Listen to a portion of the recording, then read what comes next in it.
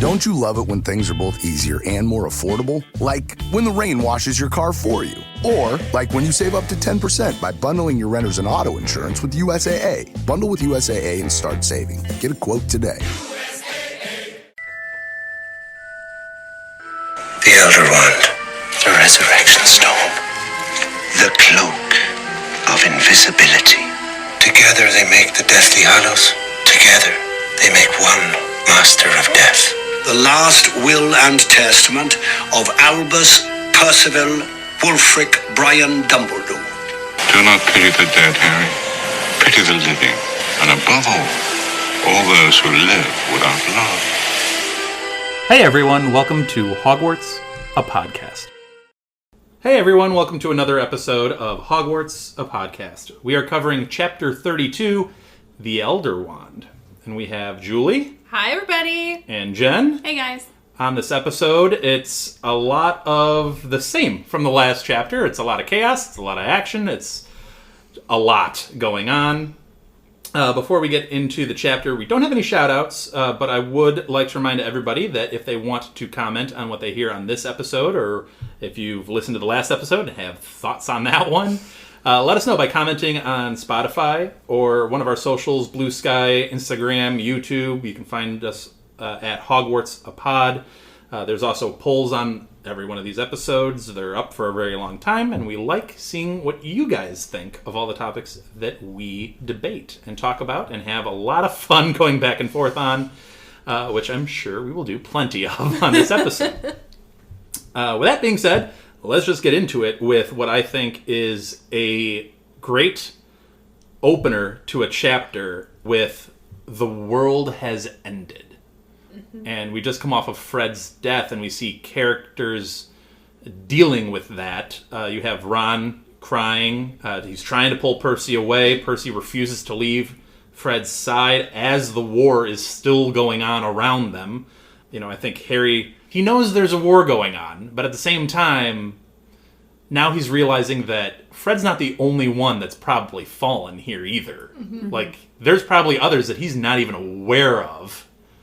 And that's a really troubling thought to have when you're trying to focus on something. It just became a lot more real. For sure, yeah. Well, and I think, too, that regardless on my thoughts on who should or shouldn't have died, like, it's such a heartbreaking loss in the story itself. You have no time to actually grieve and mourn this loss. I do love that Percy, as Fred's older brother, is still trying to protect him. He's shielding Fred. He won't let go, even though it doesn't matter. Kind of get moving. You have a battle. You're in the middle of a war. But, like, I love that, especially with the reconciliation so recently have happened, that he is still protecting his brother through all of this, and that is his way of saying goodbye, in essence. But there's no time for any of them to grieve, and I'm actually really impressed with Harry at this point in time, that he is able to, through all of this, still go like, okay, but guys, bigger picture, we have to get moving. So now, Acromantulas have entered the fray, and they are climbing and scaling the walls of the castle. Harry helps Percy move Fred to a hidden location. In this chaos that has now happened, Draco and Goyle are now gone.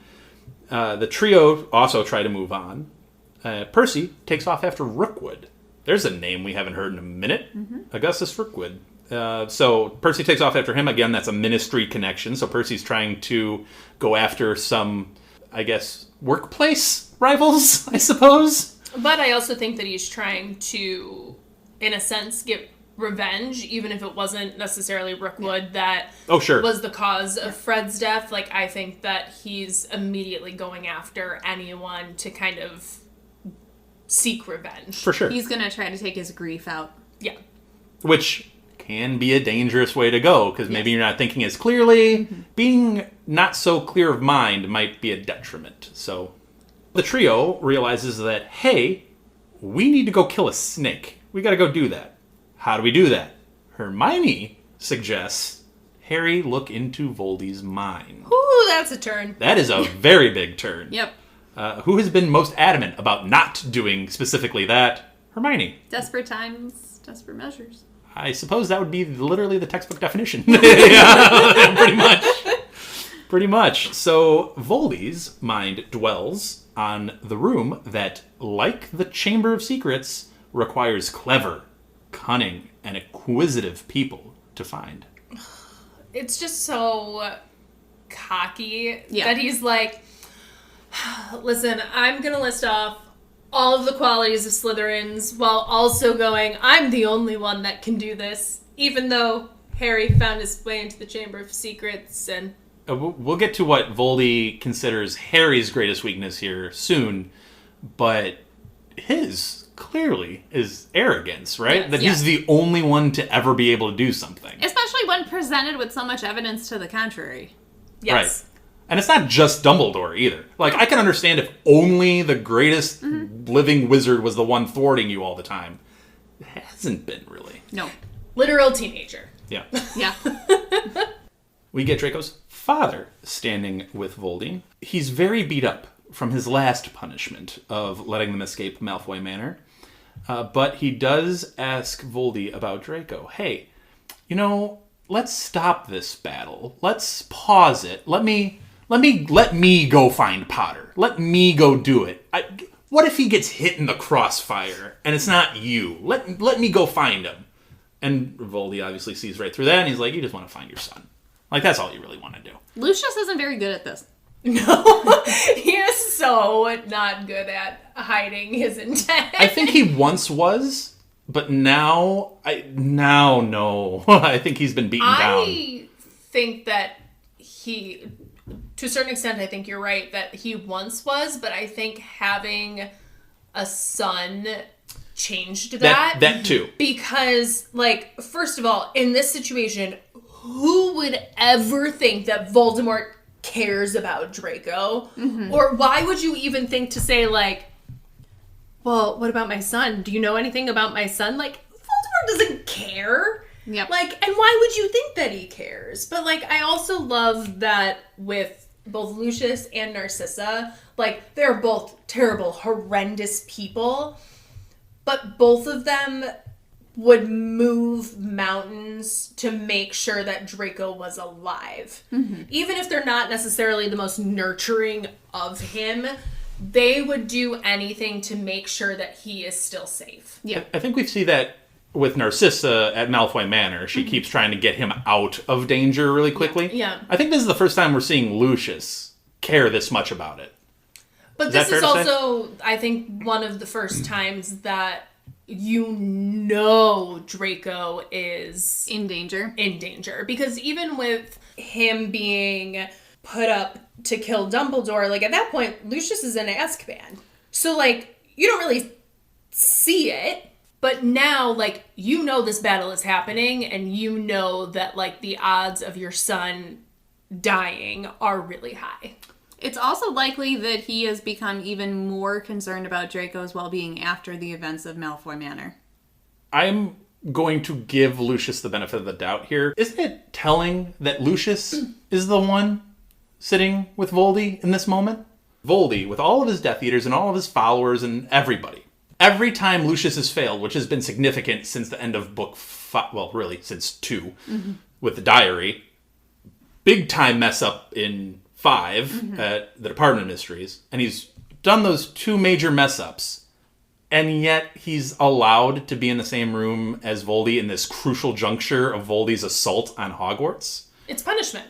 Voldemort knows if Lucius doesn't know where Draco is, it's going to be punishment. If Lucius gets to go to Hogwarts and help with the battle, he can find his son. He knows his son is okay. If he's stuck with Voldemort and is cut off from communication, it's further punishment. Lucius is I feel like Lucius has always been in that interesting space in Voldy's, like, circle, and I still think it's a little odd that Lucius gets a little bit more slack than maybe some of the other. But I don't think it's slack. I think it's further punishment. I do think you're right. He is getting punished. I do think that's valid. But considering Lucius is still having a seat at the table, is stunning to me. He must have had a lot of cred from before. 4, yeah. He must have done a lot. Yeah. Anyway, so they get into that back and forth about, well, I can go into the grounds and get Potter. And Voldy's response is, I do not need to seek Potter. Before the night is out, Potter will have to come find me. He does end up sending Lucius out into the battle, but it's to find Snape. And he requires a service from Severus. And they also note that now Nagini is suspended in mid-air inside a transparent sphere. Bopping along. I'm thinking like a Pokemon. Yeah. I was thinking my image was like a Glinda bubble. Like a whole Wizard of Oz, just like bubble that she's like floating around the room. I'm sure it's much more durable than a random bubble, but... Oh, wait. Can we backtrack a little bit of Voldy saying, if Draco is dead, it's not my fault. Yes. He That's did an interesting not line. come to join me like the rest of the Slytherins. Yes. Dear Slytherin, please explain yourself. Hate it. Hate it. Hate it with every bone in my body. You sound like me, Jen. So, there's a couple of things with this line. The first part, if Draco's dead, it's not my fault. Isn't that a little childish from him? Mm-hmm. But I also, took it as a don't little think childish. Not my Voldemort- fault. Yeah, no, it is. But I also don't think that Voldemort ever really says anything's his fault. I think it's further No. taunting Lucius, though, because you're saying, like, listen, it's not my fault, it's your fault that you raised him this way. He doesn't Yes. want any of the, like... I mean, yes, that's true. So I feel like it's like that and a combination of him just being like, oh, it's not my fault. Like, blame somebody else, just not me. I don't think that he's saying it in a defensive way. I think he's saying it in a, it's your problem, Malfoy. Yeah. way. Like, I think he's just a narcissist. Like, narcissists aren't defensive in that way. Like, when they're defensive, it's not because they're, like, feeling, like, bad or, like, empathetic. Yeah. It's that they're saying, like, they're not feeling any, like... I feel like the way that you're describing it almost has a tinge of, like, some level of, well, it's not my... Like, you have to understand it's not my fault. It's whatever. And I don't think that he's trying to... Yeah, I don't phrase think it I'm saying way. that correctly. I don't think he's, like, deferential. Yeah. Like, he's not worried about No, not Lucius, at all. obviously. But I don't think he wants a negative thing said about him either. Also, in fairness, I think narcissism is only one of Voldy's... Multiple personality traits? Correct. I will give you that. So then we get to the second part of the line you brought up of he did not come and join me like the rest. And I think that's what we take issue with. The Hate it. rest Hate it. of the Slytherins. Implying all of them came to join him, which I don't know that that's entirely true either. Like, is he forcing an 11-year-old kid to go out there on the battlefield? I mean, No, yes, he's he wants- like- he would. That's fair. He's got to save some pure blood in this, right? He doesn't assume that any of his people are going to die. Oh, I think- think he knows people are going to die. I think he may also view it as the more people that you get in there, the more distractions there are for everyone else to deal with, the more likely it is that if an 11-year-old gets... McGonagall is coming in to try to move the 11-year-old out of the way, she gets hit by a Death Eater. Like, Also, they're decoys almost. Isn't it odd that everybody that the trio encounters is referred to as a Death Eater? There's no way that everybody is a Death Eater here. That's what I'm... Like... They're wearing It's- Death Eater robes, maybe, but they're definitely not that inner circle of like 12 or 15. Yeah. That's the thing that I hate, because it feels like when the book started, it was like Slytherins are evil, and also there's a subset of them that are super evil. And then by this point in the book, it's just like, oh yeah, everyone in Slytherin is super evil. It's Yeah. like, well, what happened to the more neutral guys? Yeah. How would he know? What, like, is he standing there taking attendance? No, he is not. Or is it just that, like, oh, everyone who has a kid in Slytherin, their kids showed up, so that must be everyone, because I got them all. Yeah, I think the real underlying reason for the comment is not so much that literally every single Slytherin came to join him. It's, I'm just going to make Lucius feel worse. Well, How can I make yeah. Lucius feel the worst here? And I think a taunt of that nature is what will pick at him. So at least that's what he thought. Harry returns from this entry into Voldy's mind, and he quickly says Voldy's in the Shrieking Shack with Nagini. Ron, and this is where the three of them get into a little spat in the midst of this war, is Ron's like, well, you can't go. If he's expecting you to come, you have to be the last person to go. And so he'll go instead. Ron says, I will go do it. They disagree on which one of them will take it. The dumbest fight ever. It's the most Gryffindor thing possible. I don't disagree with that. I don't either. Hey! But it's literally the dumbest fight imaginable. Like, Yes. I get what you're saying, like, Voldemort's coming after you, so you shouldn't go there. But, like, at the same time, like, Harry's beat Voldemort how many times? And so, what, Ron, you're gonna go out and hope that Expelliarmus works? Or what? Like... It's not well thought out. It No one's barely is. reacting in this logically. They're all just emotionally. I'll put the positive spin on this. I appreciate Ron's bravery in this moment That's very nice. to offer himself to go and most likely die in this endeavor, but Hermione does too. she does. Yeah. Hermione does get a shot in here very soon after this fight because two Death Eaters come up on him. Again, I say Death Eaters in quotation marks. I don't know if they actually are or if they're just wearing the robes, and that's what we're referring to everybody as now, but whatever. Hermione shouts Glissio, which creates a smooth surface that they're standing on a stairway between two hidden entrances in a corridor of Hogwarts. So it creates a smooth surface that they slide down. They pop out the other end through the tapestry, and then she shouts Duro at the tapestry, which then hardens the tapestry, which means you get the Death Eaters colliding into the now solid wall. So Hermione gets a little shot in there. The trio continues through the castle, and there's a lot going on. We get galloping desks rushing past them, shepherded by McGonagall. With her hair down and a scrape on her cheek. Woman has already been through it. She was through it from the beginning. Like, the beginning of this night, she was in it. She has already been through it, and now she is like, guys, it's time to get some Disney magic up into this joint. Let's Beauty and the Beast this moment. Fighting furniture, man.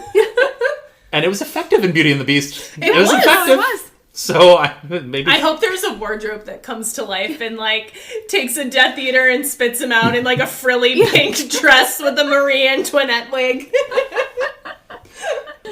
Missing scenes from the movie. Missing, yes. Yeah. Missed opportunity. Harry throws the cloak over the three of them. Does it cover all of them? No. Does it matter because there's a war going on? There's dust flying around? No. No one's looking at, feet. Yeah. No one's gonna be surprised if they see a random limb show up. Also morbidly true. So they come up on a corridor that's filled with people dueling. You have portraits on the walls that are actually shouting advice at the duelers, which I feel like could be super annoying. That can't be too chaotic. No, not at all. Yeah, well, and I kind of want to know, like, wouldn't the Death Eaters just start, like, burning portraits? Like, I feel like I would just get annoyed and, like, quickly shoot, like, Yep. I wonder if they're on... a hex I mean, or something. I'm about to say this fully knowing that a whole wall has already been completely exploded. But I feel like Voldy's orders are like, try to minimize the damage to the school. Because he actually, as much as we could say negatively about Voldy, he does truthfully, genuinely care about Hogwarts. So I can imagine his, like, win the war, try to minimize the damage to the school. I will say my one disappointment with the portraits, though, is I am disappointed that the portraits aren't also some type of defense mechanism for the castle. Ooh. How would that work? I'm not entirely sure, to be honest with you, but considering that, like, it feels like every other aspect of the castle, it defends itself. Which is and really cool. then you just have the portraits that are like, on your left! Shoot this curse! And it's like, that's more annoying. Yeah, But, like, I wish that there was a way that, like, I don't know, the portraits could throw something from their painting out or something that, like, almost like McGonagall could go up to the a portrait and say an incantation and it gives The all portrait of them the comes to ability life or something? yeah. That'd be cool. Whether would be it's really the portrait, like... Bring Sir Cadogan, like, from the portrait into real life. But, like... And then have him immediately, like, blown to pieces and then, like... But, like, whether it's that they, like, come out or even that they almost act as, like, guardians. Like, they can't necessarily fight, but they can be shields for the students or something like that. Like, I'm just kind of Wouldn't it be disappointed. cool if they came out, but they were like canvas? They weren't even like real, but like doing something like that. Yeah. No, I like where you're going with that. Like, I think it'd that be would have cool. been really neat. It seems like it's really disappointing to me that you have portraits everywhere, and that in the midst of this battle, it's like, and they just start shouting advice at you, and it's like, that is the most how many additional people die in this battle, Right. Because portraits were They like, get confused. They get Yes. they're thinking of a spell, and then they get shouted at 5 different spells, and then Yeah. they're too slow, and then they get hit. or like, what happens if you have, since all Slytherins are apparently Death Eaters, what happens if you have a portrait of Slytherin who's like, hey Gryffindor, on your left, and instead like Comes on from their the right. right. Yeah.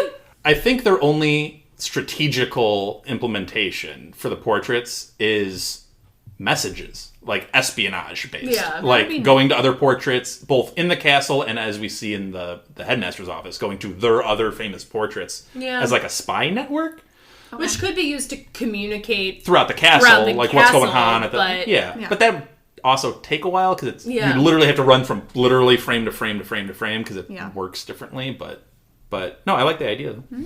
So we get a couple of matchup shout outs here, which I always love. And you get Dean versus Dolohov. The last time we saw Dolohov, Aberforth said he was dueling Lupin. You have Parvati dueling Travers. And if we remember Travers, last time we saw him, he was hiding in a crack in a wall. So now he's emerged from said wall and now dueling a student at Hogwarts. He seems so happy in his crack. Speaking of happy, we get Peeves appearing, and he's dropping Snargaluff pods on the top of Death Eaters' heads. This is another thing of like, couldn't he be doing something maybe slightly more beneficial? Like what? Anything? dropping anything on anyone's heads. Snargaluff pods are dangerous. I mean, they'll do some damage. It's better than, like, throwing chalk at them. Sure. A Snargaluff pod not better than chalk? I just don't think it's that good. Really? This thing, like, envelops the guy in vines.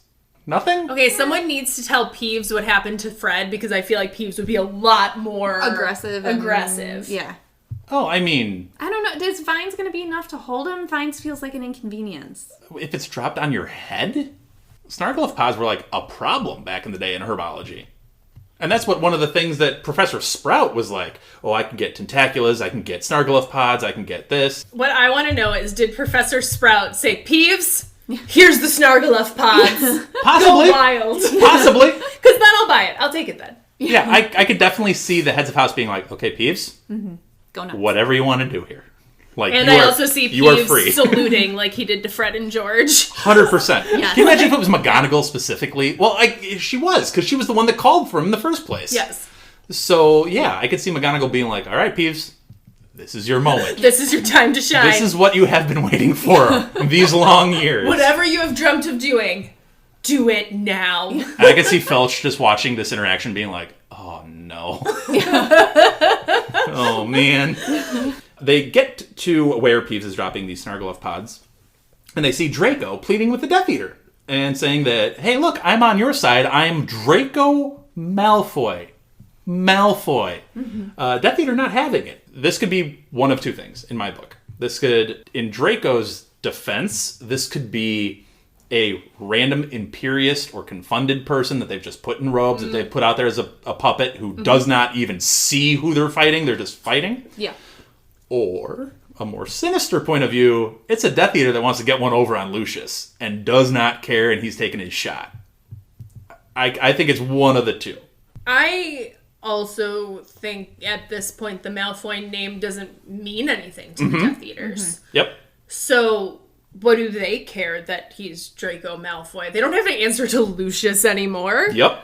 Yeah. They don't care. And now he's still in the castle, He's but vulnerable. he didn't He doesn't have arrive a at the wand. castle with them. Right. Yep.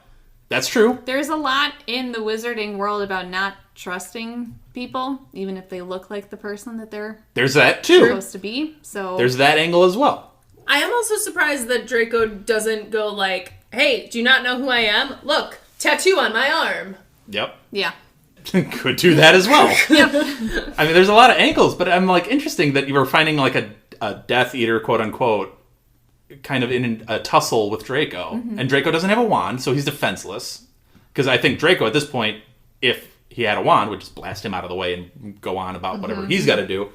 Either way, they stun the Death Eater. Harry stuns the Death Eater specifically, and Ron punches Malfoy and says, "That's the second time we've saved your life tonight, you two-faced bastard."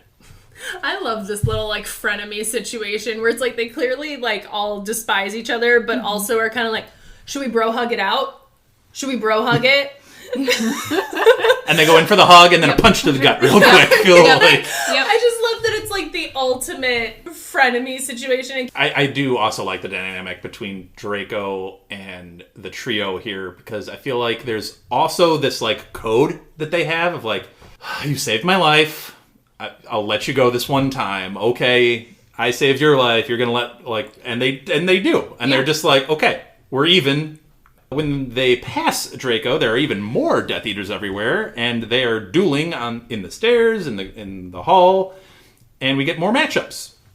We get Yaxley, who, if we remember, was also a big-time player at the Ministry. Clearly, he hasn't seen Percy yet. I'm sure Percy would like to get a shot in at him as well. But Yaxley is dueling Flitwick. So I feel like this is maybe one of our first premier matchups, one of the top Death Eaters against one of your better duelist spellcasters. Like this is a premier matchup that we're getting here. And then a masked Death Eater who's unnamed against Kingsley. I will take Kingsley in that, but I love me some Kingsley. There are students everywhere carrying or dragging injured friends, which is a horrific scene. I can't imagine, because again, I feel like we're reading these words on a page and it's hard to put like a real visual. And this is something that I hope when we eventually get there somewhere down the road, HBO does, and they do well in an HBO way where they show the horrors of what this can actually be. Yeah. And it's, you know, I try to think of a war movie. I try to think of like a 1917 or a Saving Private Ryan kind of chaos scenario. Yeah. And this stuff could be nuts because it's magic. So who knows what this stuff actually looks like. Mm-hmm. But yeah, it would be heart-wrenching to see, like, let's say a 13-year-old snuck back in and to save his, like, 11-year-old brother that snuck in. He's, like, dragging, like, an 11-year-old. Like, it could be horrifying. Yeah. I assumed a lot of the students have turned into triage and trying to just get, like, people from one place to another to safety kind of thing. But, yeah, it's a crazy scene. It's so crazy that Harry does try to take a shot at a Death Eater, except he almost hits Neville as he appears around the corner with tentaculas. Oh, Neville. Harry, stop trying to help. Just go. Go on your mission. Stop trying to help. Just go. It would be so hard. Like, if I was Harry here, I'd want to, but there's so much going on that I would be almost overwhelmed. Like, I want to help, but everything. Well, and also, like, if you step outside of the cloak or are spotted, you just made everything a million times worse. Like, Harry, just blinders on and go. Jen, did you ever use or utilize tentaculas in Hogwarts Legacy? Were you a big proponent of that? I was not a big... I did a little bit, but I was mainly spells. I didn't really do a lot of the extra... It's one of those things that I would always forget about. Yes. That's an same. option. Yes. But when I used them... They were good. Yeah, they were fine. They were very effective. I just forgot about them a lot. No, same. Very cool looking, though. Yes. Especially, like, as you grow them yourself. That was fun. Yeah. So, as Harry narrowly misses Neville, two bodies fall from a balcony above, and a gray blur speeds past to the fallen and goes to sink its teeth into that individual. Hermione ends up blasting Fenrir Greyback off of a feebly stirring lavender brown.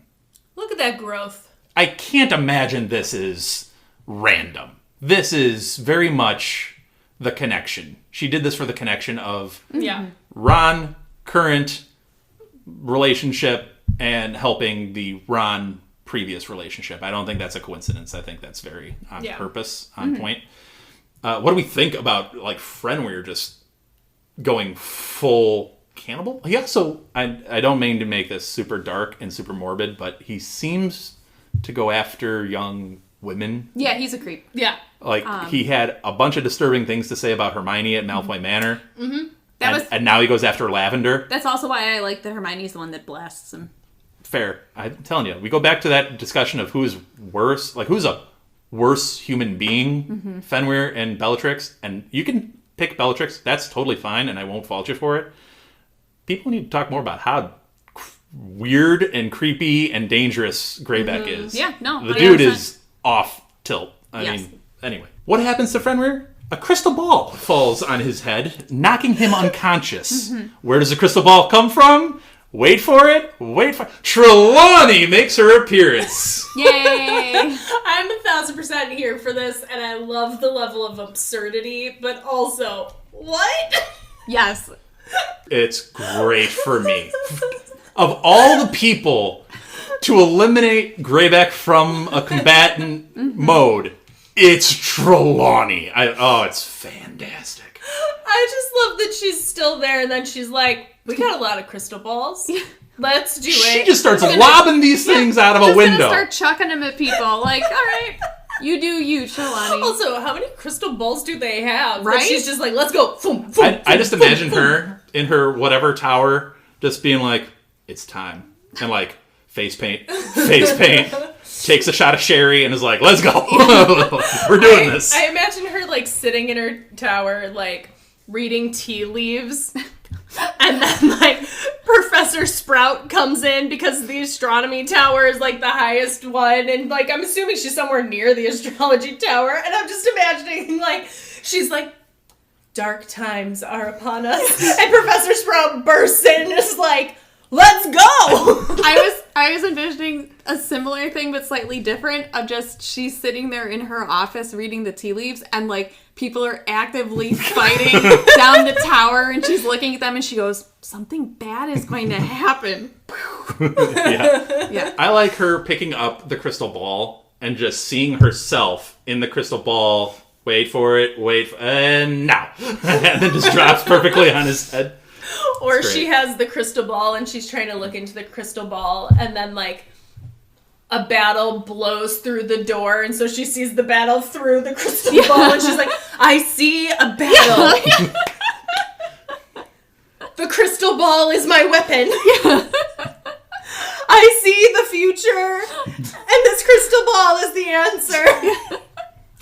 It is effective. It is effective. We do. That is canon. It is effective. I mean, it's a giant glass sphere being dropped. Yeah, I can't on imagine the they're bed. light. Yeah. Why can't Peeves drop that? That feels more effective than... And feels more on brand for Peeves, too. Yeah. Then a thing alive wrapping, like, vines around you and, like, trying to, we like, don't- chomp your head? But we don't know what it's doing. Is it actually effective? Is it actually disabling people? I wouldn't want one dropped on my head. Like, but those there's things like, are... there's inconveniencing, and then there's, like, incapacitating. Yeah. And that's where I'm concerned that it's not all the way incapacitating. Have you seen Jumanji with a giant Venus flytrap with Yeah. a thing and, like, pulling you in like this? But they also can cut you out of that. Yeah, but is any Death Eater going to stop in the middle and be like, let me free you from this? No. Possibly. If they're cocky enough. Yeah. I don't know. If we're battling and I see that something's affecting your ability to battle, I'm would gonna rather- like...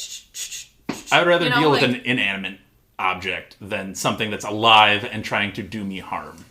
On top of other people that are also trying to do me harm. Can you imagine if it gets dropped on top of someone who, like, their star subject was herbology, and they're like, I got this. Foomp. Yeah. That is a good counter. Like, That's imagine if it fair. got dropped on top of, like, Neville. He'd be like, seriously? Yeah, that's fair. He'd be like, you tickle the third like, Yeah, the third right. vine and you're fine. Somehow I don't think Peeves is checking grades when he's doing this, but yeah, that's fair. Well, speaking of things being added to the battle, more spiders burst through the doors, which scatter both Death Eaters and, I love this word, Hogwartians. Which is the first time we get that word. It is an actual word. Hogwartians. I also love that everybody attacks the spiders. Everyone's like, nope, this is way worse. That, get rid of that. That's a problem. But that's like, when you let acromantulas loose, I mean, that's just a plague upon everybody. Both sides are like, nope, this is not cool, and shift their focus and just run for it. But Hagrid runs towards it. And he rumbles down the stairs, brandishing his pink umbrella wand. I think he's referring to Grop, because Grop is out in the grounds.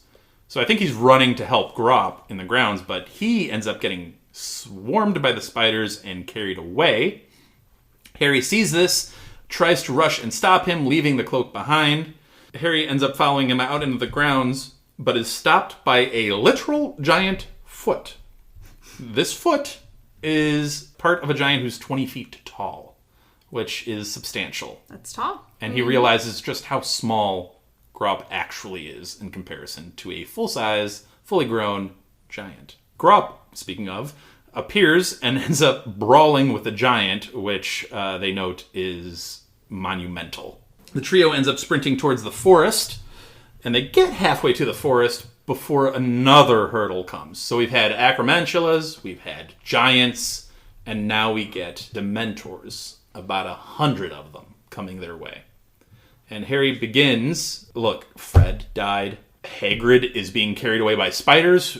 You know the spiders are not well intended for him. And on top of it, there's so many others in this battle that I can't place. I don't know how they're doing, where they're at, if they're even alive still, and this is starting to overwhelm him with the Dementors making it exponentially worse.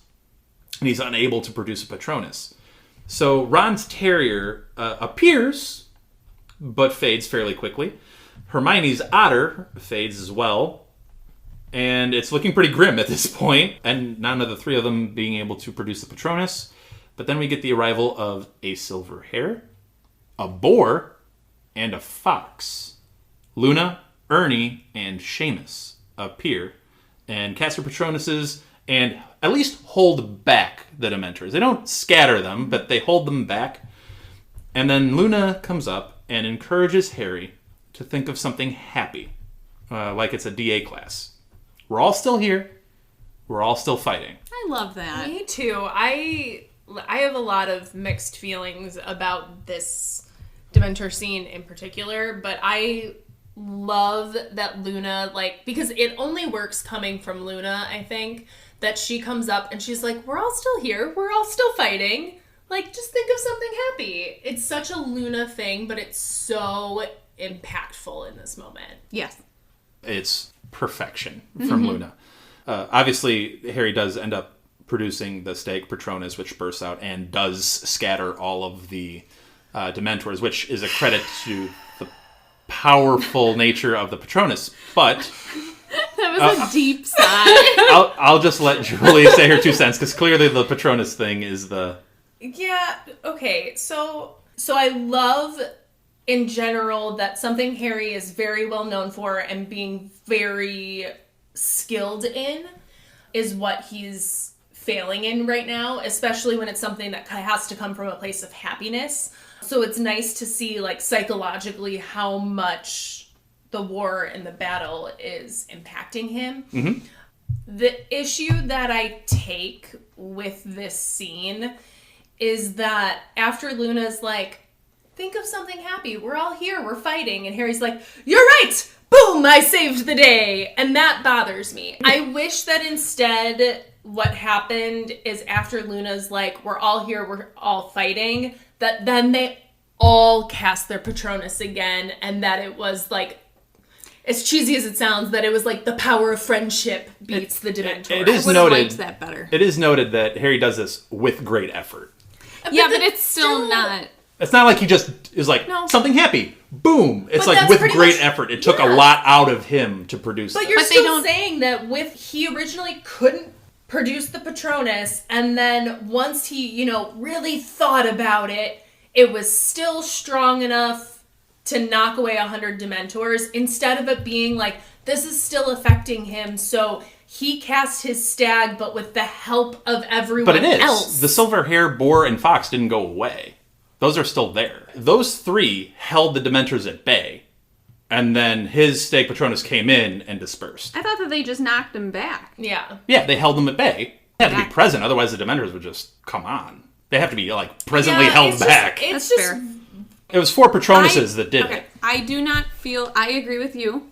I do not feel like it's particularly satisfying because I don't feel like they showed that she showed the work. The work is the other 6 books and his struggle to get there. No. And him teaching them the Patronuses. No. Like, okay, that's what got them to be there to cast their Patronuses. After Luna says, we're all still here, we're all still fighting. It's a powerful message. In addition to that, it feels rushed to me that the next sentence is just, Harry tried really hard and cast a Patronus and it made everybody go away. Instead of it being... 4. There's 4 there. Okay. But those all get ignored. They're mentioned. And furthermore, with the Patronuses, it's a silver hair from Luna, a boar from Ernie, and a fox from Seamus. That's symbolic of Luna's Ravenclaw, Ernie is Hufflepuff, Seamus is Gryffindor. All 3 houses came together to hold these Dementors back. These 3 students are not random. They could have gone, Seamus, Dean, Aberforth, whatever. They could have had 3 Gryffindors. They could have had 3 Ravenclaws. There are enough there. They didn't. They had one of each house produce a Patronus to hold these Dementors back.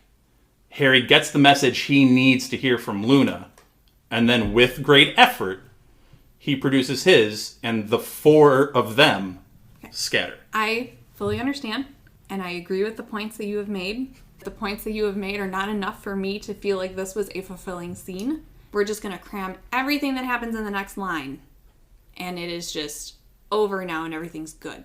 It feels like there should have been maybe some additional exposition around what Harry's thoughts were in hearing Luna's message to then be able to cause him to cast a Patronus. Luna saying we're here, we're still fighting is almost like, snap out of it. And then he's like, you're right! Boom! Yeah. That's where I want there to be more work shown. I view it as a combination of multiple people coming together to disperse the Patronuses, not one. That would have been great if that was further developed. And I would have been happier if there was more description of there being... Because the way that I read it was the 3 Patronuses come and essentially knock the Dementors back. And Luna's like, bro, come on. And then Harry's like, you're right, I'm great at this. Kapow! And that Harry saves the day again. I did not read it like that at all. I read it like that too.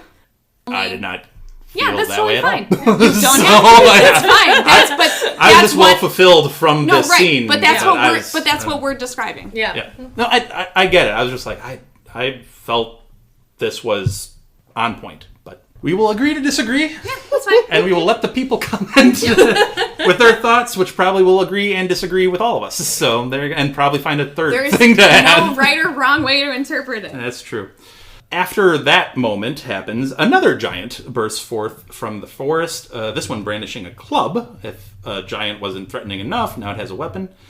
The trio decide, we need to get to the Shrieking Shack, we need to go, and they sprint for the Whomping Willow. Ron laments that they don't have Crookshanks at the moment to go touch the little spot on the knot to stop the Whomping Willow. And Hermione's like, you are a wizard, right? I love this callback. Yeah. I love this callback to book 1 where Hermione's like, where are we going to get a fire? And Ron's like, aren't you a witch? I love this callback. Yep. Solid one. Yep. It's followed by an immediate other callback where Ron uses Wingardium Leviosa correctly on a nearby twig to press the knot and calm the tree. What I didn't like about this description of the journey to the Shrieking Shack, they're like, oh yeah, this is a really tight fit. We gotta double over and bend over, and it's a struggle to really get ourselves through this thing. I'm sorry, back in book 3, you had the kids, which I get were smaller, but then you had grown men coming through this thing. You had Lupin and Sirius fully grown carrying Snape out, and you had Pettigrew come through. Those are grown men. They seemed to get through it a little rough, but fairly well. And then now you have 3 generally still young adults struggling through. I'm like, really? I don't think that tracks. No. That's a little odd. Did either of you like? I didn't pick up on it, but like that is It just inconsistent. struck me. Yeah. It struck me as inconsistency, which I didn't like. I also love that like Harry clearly tries to go by himself, and Ron like stops him and was like, "Okay, listen, whoa, no, we know your idiot plan. You're not going alone. Let's go." Yeah. So as they get towards the end of this tunnel and they near the Shrieking Shack, Harry struggles to reapply the cloak and peeks in through like a gap in a floorboard / crate kind of thing that creates like a little gap that he can see through. And Snape ends up being mere inches away from this particular hiding spot. Snape says the resistance is crumbling. We're advancing, and I think it's time that I go into the castle and search for Potter. You know, I don't really understand why you took me away. I was doing well leading the forces out here.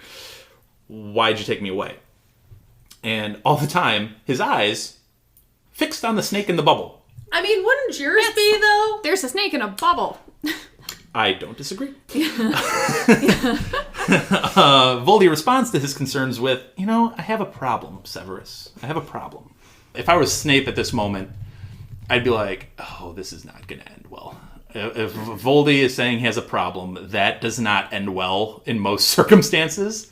I also want to know if Snape is like, oh, I already know which one you're going to talk about. Or if Snape in this moment is like, okay, so it's one of like 4 scenarios right now. So which one are we going for? He's got like a flowchart in his head of like, this is where we are. Yep. All with a blank face, just being like, yeah. He's good. He's got a very. I would not want to play poker with Snape. It'd be tough. Voldy's problem is that the Elder Wand is not working the way it should. And Snape counters with, but you've performed extraordinary magic with this wand.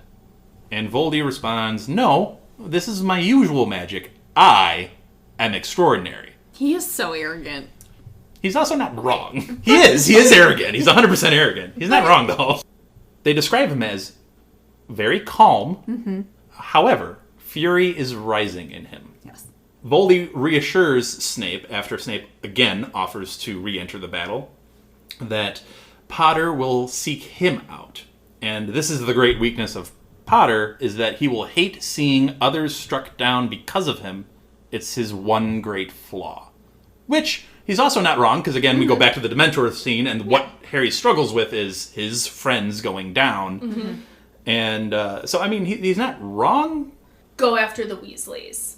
Go after Gryffindors that are specifically his, like gear. If you say, like, the target is McGonagall. Yep. Like, that's it. You get into that castle, and everyone goes for McGonagall. Mm-hmm. Oh, that would be vicious. That'd be brutal. That'd be really... That would be... I mean, he is cold-hearted. Mm-hmm. But like, man, that would be... you know what I mean? Like, find the next Sirius, the next Dumbledore. Break him. Break him so that he gives up faster. He does ultimately know Harry has to come to me. Yes. So, given that, all of this... It's just extra. ...is just fun. Mm-hmm. Like, it's just a game. Yeah. And however that rolls out is fine, even if his Death Eaters lose, because they still can't touch me, because I could beat every single one of them. Mm-hmm. Voldemort can't give those instructions because Voldemort doesn't know what that type of interpersonal relationship is. There is no one in Voldemort's life that... Oh, that's fair. Like, yes, that's a very good point. He can't necessarily give the order of go after McGonagall because that would be a strong connection, because would Tom Riddle have had that connection with Slughorn? Yeah. No, that's a very good point. I answered my own question. Yeah, that's a great point. Yep. Voldy says that Snape is a very skilled wizard that has been very valuable. I don't know if Snape is big up on his grammar. That's a past tense usage. If I'm Snape, I'm starting to get maybe a little bit... nervous. Uncomfortable, yeah. Okay, as soon as Voldemort says the wand isn't working for him... Voldy's unsure of what might happen when he meets Harry. And Snape is genuinely confused by this. He's like, what do you mean? You're like the most unbeatable wizard alive right now. Surely you will win this. And Voldy goes into a wand explanation because this is him feeding into, I know more than you, let me educate you. Mm-hmm. And he explains that his wand did everything but kill Harry Potter twice. Lucius's wand failed spectacularly after the predominant wand expert in the country instructed this. And then he goes into the Elder Wand, the Death Stick, the Wand of Destiny, and how he procured it from Albus. And now Snape is like, oh no, it's coming. This is not going to end well for me. I can't talk my way out of this. And Voldy, knowing Snape is clever, wonders if he's already put 2 and 2 together. And Voldy says he regrets what must happen. But obviously, since Snape killed Albus, therefore, the wand cannot truly be Voldy's while Snape lives. Isn't it just you have to beat them, not that you have to kill them? Yes. Yes. Okay. Voldy is using a very literal interpretation of the lore. Yes. And I'm sure that with the Elder Wand, you're like, I'm not looking for loopholes. But I was thinking about that. He's looking broad strokes history of the changing of hands, and most of them have resulted in death. Yes. So, and this is, again, where his arrogance comes in, because he thinks he has every piece of information that he needs when he's overlooking some smaller details. But Snape protests and actually starts raising his wand when Voldy swipes at the air, and the sphere, like Snape, when the swipe happens and nothing happens to him personally, he's like, did I just luck out completely? Is he right? Is there a real problem with his wand? Did I just escape this? Until he notices that the sphere with Nagini inside it is moving towards him until it engulfs him. It says completely, but it's like it engulfs him head and shoulders. Mm-hmm. So I always pictured like Snape getting literally like into this bubble fully, like crouched into this bubble, but it's not. It's like it's head and shoulders only. It's honestly kind of funnier that it's only head and shoulders. Yeah, isn't it? It's a little bit more humorous of a picture. Yeah. But anyway. I also like that Voldemort is like, I must master the wand to master Potter. And it's like, again, you are a full-grown adult talking about a child. And you're like, unless I have the most powerful wand in all of existence, I will never beat the 17-year-old. Which is surreal, because if you're Snape and you're listening to this, you must think it's absurd, because if the battle stopped right now, and he pulled all of his forces back, and he himself walked into Hogwarts, all of the Hogwartians, as we now like to call them, all of the Hogwartians against just Voldy, he believes fully, I could take all of you. Yes. At the same time. Mm-hmm. And the crazy thing is, as we heard from Slughorn, as we heard from Flitwick, they believe it too. As strong as powerful as they are, and they are significantly powerful, they're like, our combined power can't hold them back forever. It can't hold them out of this castle. Mm-hmm. So, I mean, to hear that Harry Potter is this powerful, that Voldy is the only thing Voldy seems to be scared of, is this kid? Really? Right. Voldy utters the word kill in Parseltongue, and the snake begins to sink its fangs into Snape's neck.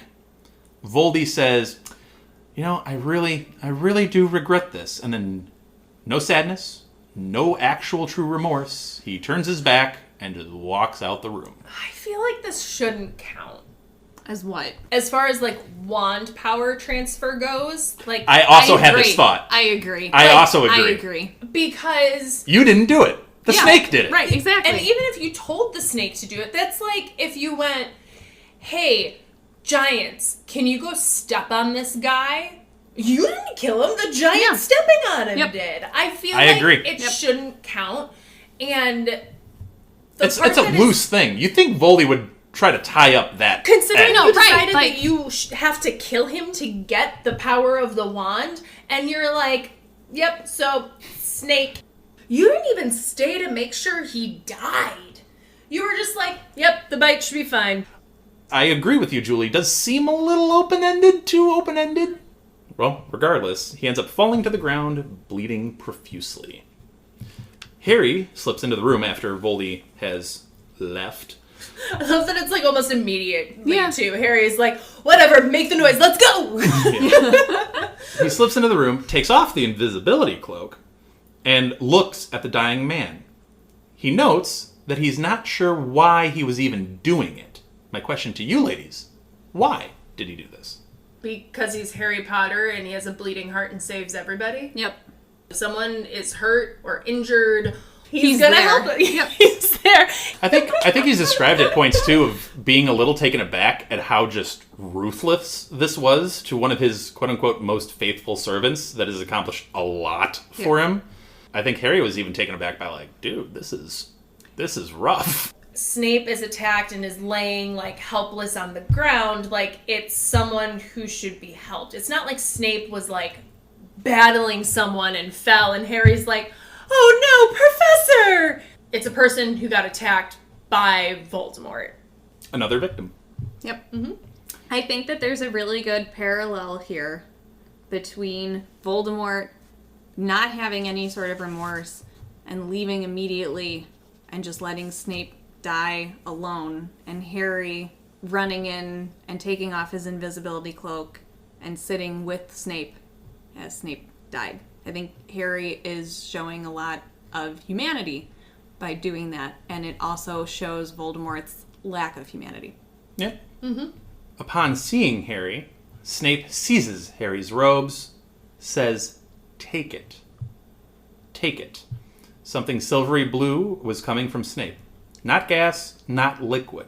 It was coming from his mouth, ears, and eyes. Okay, so I forgot about this part in the book because I only remember the scene from the movie for this, but I almost started laughing when I was reading it because I'm like, it says it's coming from his mouth, ears, and eyes. Like, this thing is just like pouring out of his face. That's so weird. Like, you walk in a room and some guy's just like leaking. Oh, it's very weird. Yeah, that's so and strange. he's still bleeding profusely from the snake wounds. Yes. Yeah. Sorry, I just thought that was like the It's weirdest much more thing. cinematic how they do it in the movie. Yes. But honestly, I think going back to how this whole battle is taking place, and it's fairly realistic into the chaos of it, I feel like this is also, like, I don't think Snape is in control of a lot right now of his body, so it's just like, yeah. But my question Is Snape intentionally doing this, though? Well, he said take it. Yeah, so it has to be. It's intentional. He is intentionally. Yeah. I'm also a little almost like irritated at the trio at this point, though. Like, you saw that happen, and all of your little bleeding hearts, none of you were like, let's try to fix this. Let's stop the bleeding? Yeah. I don't know if they even could if they tried. So Arthur Weasley was bitten by Nagini when he was attacked by Nagini, and he talks about, if only I could take the bandages off, I'd be fit to go home. They're cursed wounds. And Fred goes, why can't they take them off? And he says, well, I start bleeding like mad every time they try it.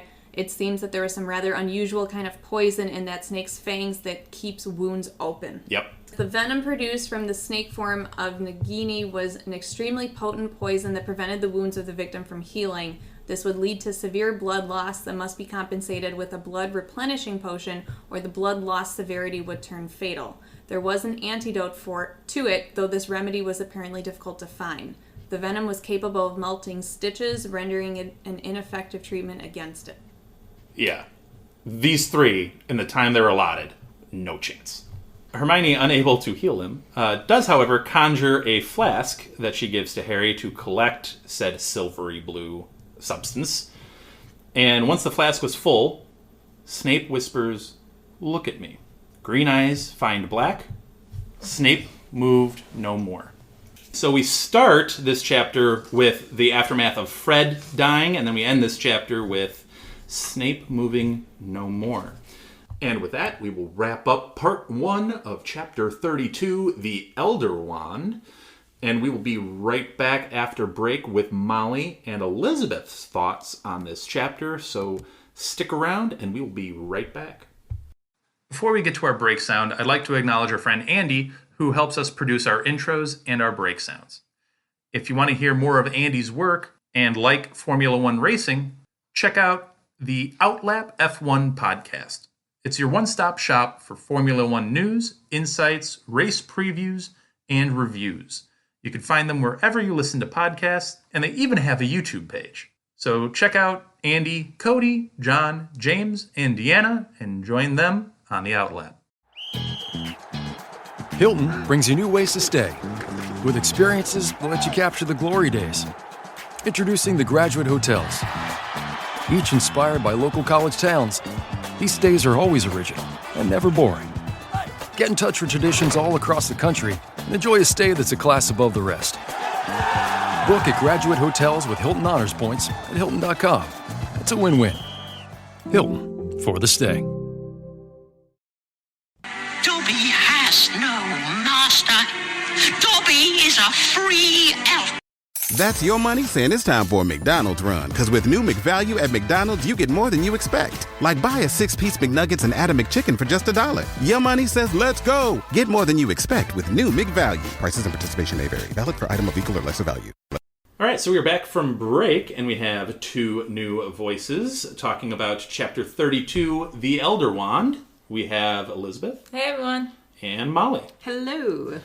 And we will get started on this chapter, which is a lot like the Battle of Hogwarts, which you've heard their takes on. But I wanted to start off with Harry looking into Voldy's mind on Hermione's orders. Kind of a switch up. What do you guys think of Hermione's change of heart on this? I mean, I think at this point it's necessary. They have to find Voldy because they have to find the snake. Gotta kill that snake. You know? So I like how easily he can do it now. I mean, he hasn't been actively blocking him out just because there's been so much going on to distract from it. But he's like, I close my eyes and boom, I'm there. He's been blocking it out without actively blocking it out, just because I think he's figured out that the most successful way to block him is just genuine emotion. And he's had a lot of genuine emotion going through here. yeah. What do you guys think about Nagini's new home? A little magic tank. Like a little bubble. You get to be a flying snake. It's like a splash station. Yeah. A portable splash station for Nagini. If I were Nagini, I wouldn't be pleased about being stuck in this thing, though. I feel like I want to roam. I want to, hunt. I don't want to just be in my protective little casing. I think they also mentioned, too, that Percy takes off after Rookwood. He seems to specifically be targeting former ministry officials. You think there's little hidden grudges there? I think there most certainly is. I'm getting I don't know why this just popped in my brain. The movie Office Space, Percy's be like, you stole my stapler and I'm going after you. Flat bottom cauldron. There's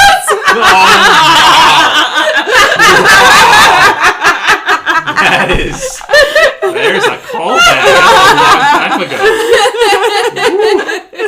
For all you listeners that have stuck around this long, there's a reference.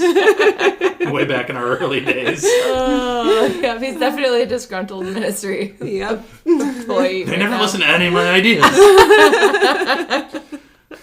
He's taking out a lot of grudges on the ministry. Obviously the battle is progressing, and it's getting closer and closer to the heart of the castle. So, what are our thoughts on the trio's travels throughout the castle? We see some pretty interesting stuff. I like Peeves being part of it with dropping the Snargaluff pods. Yeah, those, and them just wriggling like worms. This is Peeves. We've talked before, Peeves as a poltergeist, he can't die because he technically was never born. So I don't think he could be necessarily permanently harmed. I mean, I'm sure a spell could hit him and it could do something to him. But for him, this is chaos and he thrives in chaos, and we know poltergeists come from chaos. So if anything, it's probably making him stronger. He probably also has a sense of loyalty to the school as a whole because he's been there the entire time. He's derived from the school. Yeah, yeah. So I just in general love Peeves. So I get happy if I see a scene of him. I also enjoy them punching Draco as they go by. Yeah. What do you guys think about the whole Draco interaction with the Death Eater here? It's fairly interesting. I mean, he's like, hey, I'm on your side. Don't hurt me. And then the second Harry stunned the Death Eater, he kind of looked and was like, oh, thank you, rescued me. And Ron just you two-faced bastard, just smacks him across the face. It's Draco Malfoy, though. They should recognize him. Well, that's what I'm saying. Why do you think that Death Eater was like, nope? Probably because the Malfoys have gone down in stature. Yeah, that's my guess. I'm thinking one of two things. It's either that, a Death Eater with a grudge against the Malfoys is like, I don't care. Your father doesn't scare me anymore. I'm taking my shot when I have it. Or it's a confunded individual or an Imperious individual. Oh.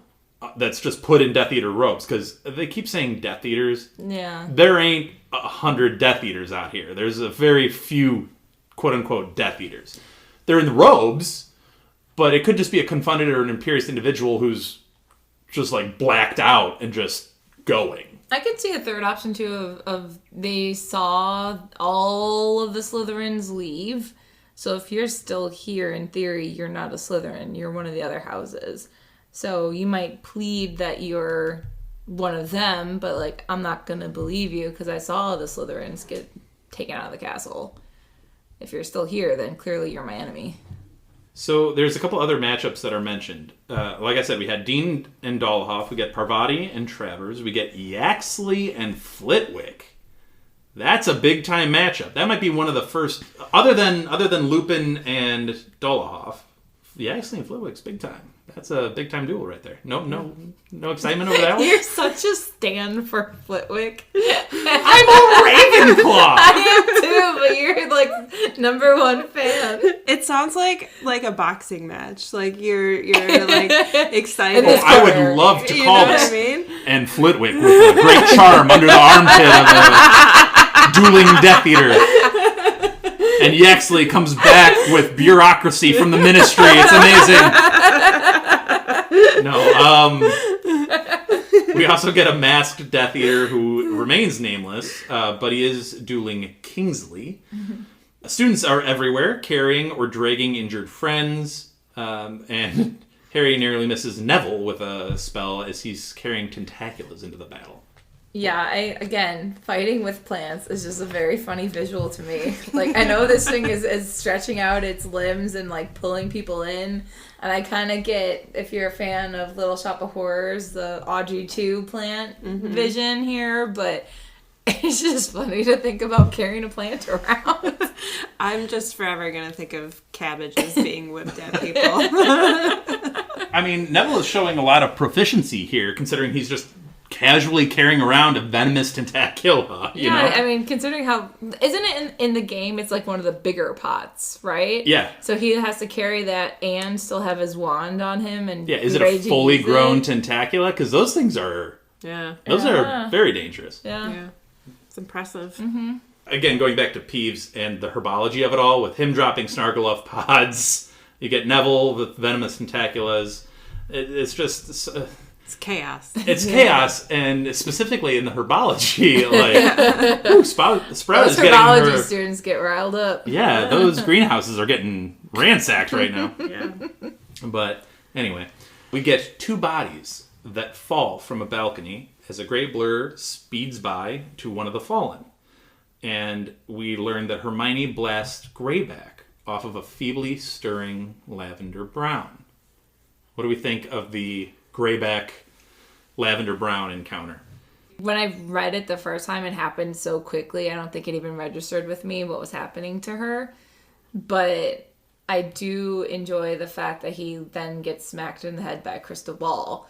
Knowing that, I'm going to get to that crystal ball. Well, just knowing... You best believe. I'm sure, but knowing that, like, Lavender was such a fan of Trelawney, and for Trelawney to send the crystal ball to attack her attacker is nice. I think you're right. It is poignant that Lavender gets saved by one of the teachers that she has tried to defend and save throughout this series, for sure. It just makes me feel icky thinking about Greyback attacking Lavender. Like, it's just... Teenage girls. Yeah. It's him going after another teenager. Yeah, I don't know. Greyback gives me the icks. Mm-hmm. He's not a pleasant individual. No. Didn't it also describe him as, like, running around on all fours? Yeah. Yeah, and a gray blur. So is he, like... He can't be transformed. No. Isn't he always kind of in, like, a perpetual state of, like, half werewolf, half man? Well, I think he leans into the effect of it. So he's always looking animal-like. Yeah. But, as you alluded to, the savior. The savior. Do you think she predicted this one? The savior of one of her favorite students. The savior who eliminates Greyback, the fearsome, the dreaded, the powerful Greyback. the defeater of the vicious werewolf killer is Professor Sybil Trelawney. Let's hear it, everybody. Woo! Yeah. Yay!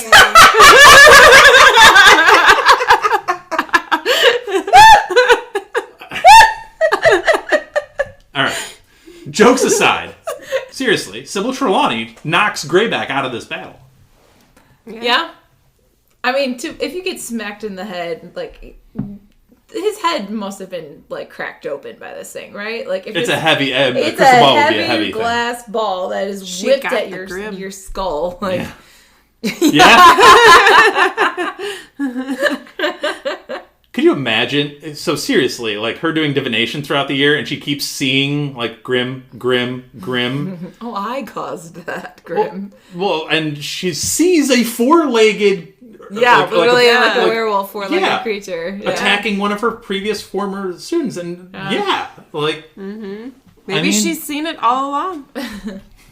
There's a lot of, I also like the vision of her having, like, a big sack of crystal balls with her, and just, like...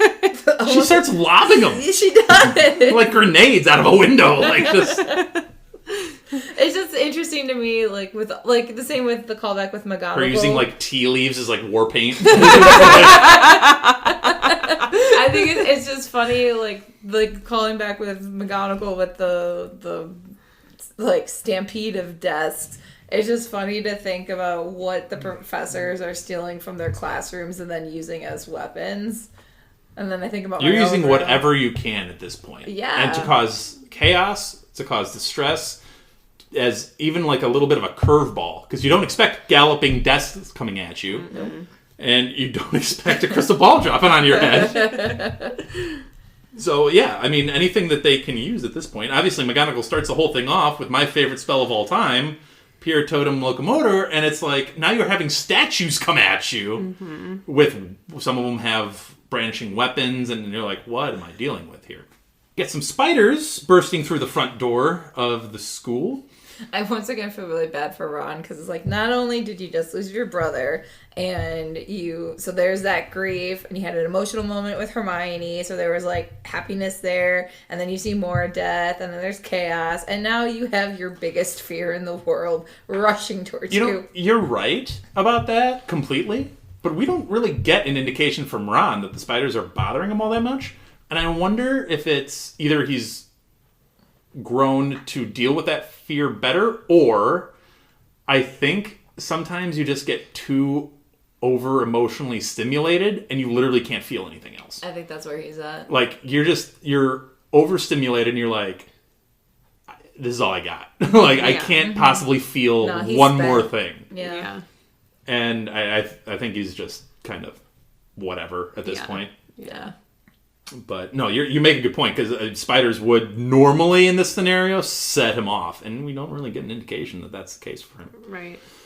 I like to see the giants fight outside too. Just the image that they said, like, it's 20 feet tall. It's so big that if you somehow did manage to stun it, it would crush the castle. That is a huge animal, like beast, human, whatever it is you want to call it. Like, that's a big being. Mm-hmm. Yeah. And it makes Grop look tiny. Yeah. And then you think about like Hagrid being like 10 feet tall, right? Like he's a half giant, and you think of him walking around amongst us normal human beings, you'd be like, whoa, you're a giant. And then you see 20 foot tall. You're like, okay, you're not as giant as I really thought you were. Yeah. They obviously want to get away from the giants as fast as possible. So they start running to the forest. Halfway to the forest, however, they encounter roughly 100 Dementors. I'll give it to you guys just to give me your thoughts on this kind of scene, because Luna's great. The Harry being able to produce this Patronus in this moment with how much is weighing on him. But I want to turn your attention to the fact that I don't think it's a mistake or coincidence that those three students are listed: Luna, Ernie, and Seamus. Why? Luna, Ravenclaw; Ernie, Hufflepuff; Seamus, Gryffindor. All three houses that stayed and fought are represented here, saving Harry again, standing between him and a terrible, terrible fate once again. I really like that. Yeah, I didn't think about that. Because I feel like the first time I read it, you're like, that's a weird combo. It is a weird combo. Luna, Ernie, and I don't think it's a coincidence. Yeah. No, I think you're right. I think that was purposely done. I like that. Yeah. Yeah, being defended by all three houses, same way he was in the Great Hall. Mm-hmm. Good catch, Dean. Thank you. Good catch. Yeah. What do we think about just the scene in general with the Dementors, what Harry's going through, Luna's pep talk? I mean, it's a great way to kill a battlefield. You start thinking about all the horrible things going on, and your will to live, your will to fight to live is completely snuffed out. So it reminds me of, in Lord of the Rings, that phenomenal speech that Sam gives to Frodo of like, what are we still fighting for? And it's like the hope, like we still are here, we're still fighting, and that, and Luna giving him that little pep talk of like, you know, what's there to be happy about? I was like, well, we're still alive, we're still fighting, we're still trying, we're still with you. That is the thing that you want to hold on to. And it's like, okay, that's worth fighting for. I'll do it. Yeah. Very cute. I like that it's Luna that's the one who can break through all of the chaos. Mm-hmm. Yeah. And get through to him. Yeah. Idea that they are still here, that Ron and Hermione are still by his side, that these three people who have impacted his life throughout his years, because even Ernie has impacted his life, both positively and negatively.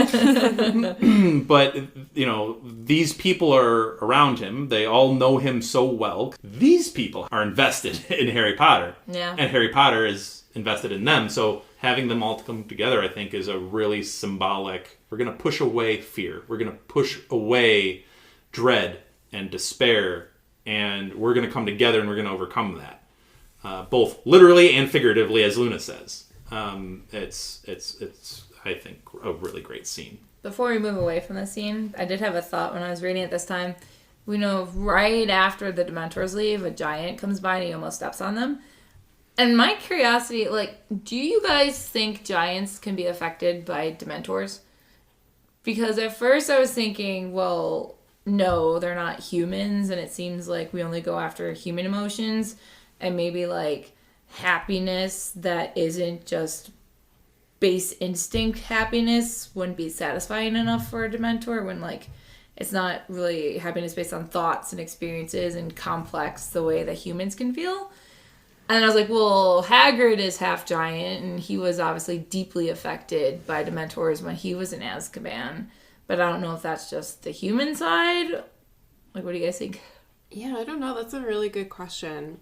I mean, maybe if there's, like, enough of them. Like, I'm thinking more, like, size. I don't know why. Yeah. like, could they be kissed? How many would it take to kiss? Right. Like, I'm just thinking, like, pure size, but... Yeah, that's a really good question. I think they affect every creature. Okay. Whether it's a giant that's 20 feet tall or one of the acromantula spiders or whatever, I think they affect them. To what degree, maybe? I mean, they could just feel the coldness. Mm-hmm. They could know that there's fog coming in. Mm-hmm. Or they could just feel a general sense. They don't have to, like, see them, but they might just feel that vibe. My only thing is the whole animagus thing, right? Because that's how Black survived so long in Azkaban, was the fact that he was... lesser human. Yeah. I still think you would feel their presence. You're right. Like, they are creatures with sentience, so you would think that they would be affected by darkness. I think the ambient effects, they'd still be. Yeah. Even if it wasn't like a targeted, like, I'm making you feel your worst fears. Right. It'd be like just the ambient, like the Muggles do. Like, they can't see them. Right. And, you know, they're not getting personally, like, affected by a Dementor, but they're still feeling the fog roll, and they're still feeling the cold. They're still feeling the general despair. So, the trio end up running to the Wandering Willow and the Shrieking Shack. This is where Ron uses a wonderful spell from back in the day, Wingardium Leviosa. Okay, I love this callback because he did the whole, like, oh, I wish we had Crookshanks so he could go and press the knot. And Hermione's like, are you a wizard or what?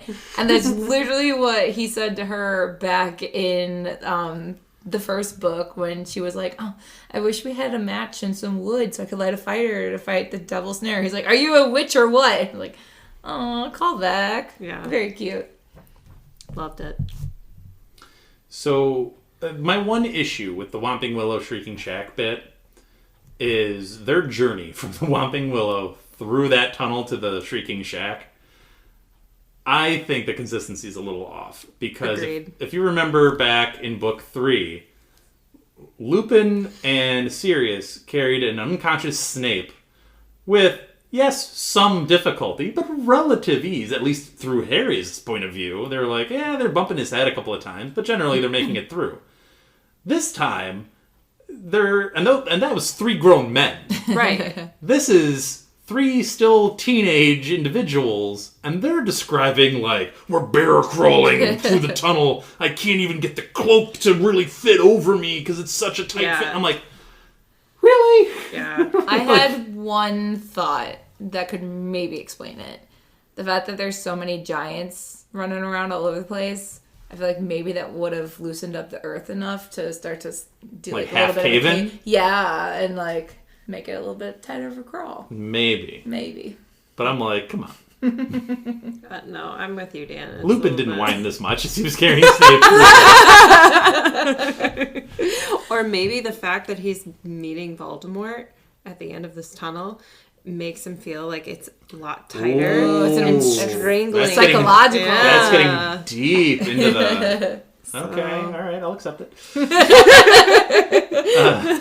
So, like you said, Voldy is at the end of this tunnel, and we get a scene with him and Snape. I'm not going to go through the whole scene, but what do you guys think of this interaction between Voldy and Snape? I found it interesting that Voldy says he could tell that the Elder Wand isn't working properly for him, and that it's just his regular level of magic. Like, I want to know, how can you tell the difference between your regular level and an extraordinary level of some, like, extreme wand, supposedly from death? Like, what would more extraordinary than his ordinary magic look like? I would think he's looking for something, like, just something special, something different. Some surge of power, maybe. Something that's more than what he's used to. He seems to be really patting himself on the back here. Oh, of course. I mean. Of course. My magic is so amazing. I am extraordinary.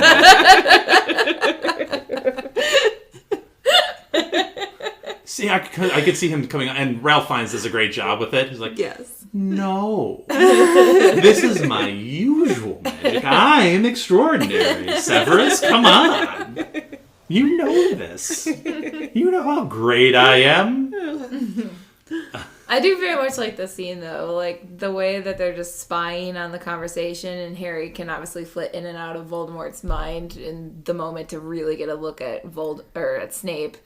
But him saying, like, how Snape looked like he had a death mask because the blood had been drained out of him so much when he was looking at Voldemort, and hearing Voldemort say, like, you know, the Elder Wand doesn't work for me. We know that its allegiance is apparently to Snape because Snape killed Dumbledore, so therefore it's time for you to die. And Snape just being like, oh my gosh. Like, I mean, he kept begging to get out of there. He asked to go get Harry 4 different times. Yeah. I'm like, gee, do you want to get out of here? He sees a red flag when he knows. Oh, yeah. Yeah. Elizabeth, you'll appreciate this.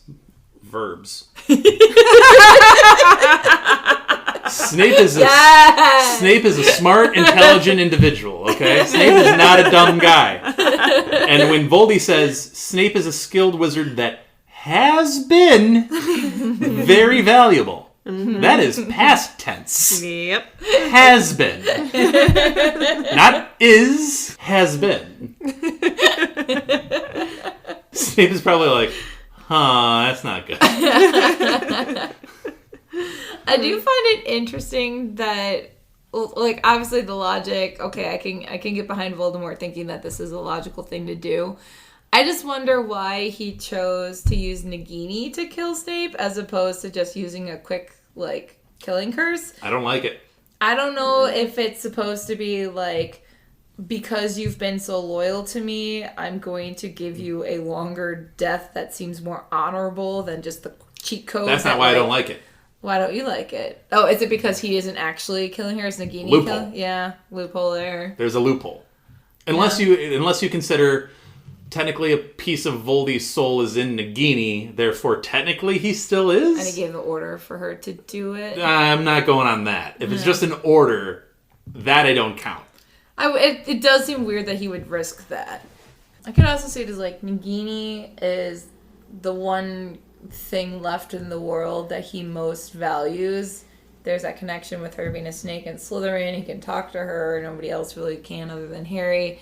So for him to be attacked by Nagini as his way of death, it kind of gives me the sense of a little way like Egyptians with how they would mummify some people. It was like, you know, there's different levels of the mummification. So you getting attacked by this snake is like the most honorable way you could go.